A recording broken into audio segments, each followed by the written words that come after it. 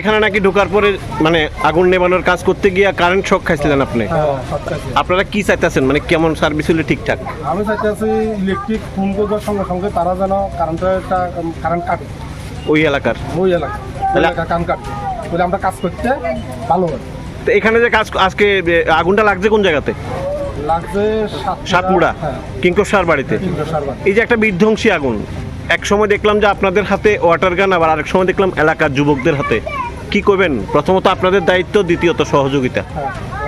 এলাকার মানুষ তো প্রচণ্ড হেল্প করছে, এখানে ভাইয়ারা দাদারা প্রচণ্ড হেল্প করছে।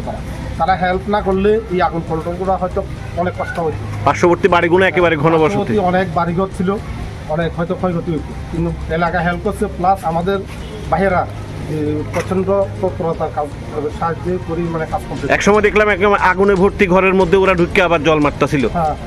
ওই ক্ষেত্রে আপনারা কি করবেন? এলাকার লোক যদি এভাবে সচেতন থাকে ঝাঁপাইয়া পড়ে। আমি স্যার প্রত্যেক এলাকায় এইভাবে ছেলেরা যাতে সহযোগিতা করুক, এগুলো সচেতন হোক, তাহলে আমরা আগামী দিনে যে কোনো জায়গায় যে কোনো পরিস্থিতির মোকাবিলা করতে আমরা সহজ হই। আরেকটা বিষয় স্যার, যেটা হচ্ছে এখানে যখন আসার পরে আপনাদের প্রথম ইঞ্জিনের জল শেষ, দ্বিতীয় ইঞ্জিনেরও জল কাভার চলছে, কিন্তু একটা পুকুর ছিল, কি সার্ভিস পাইছেন পুকুর থেকে? না মানে পুকুরের থেকে কি সার্ভিস পাইছেন? খুব দৌড়াদৌড়ি করছেন দেখছি।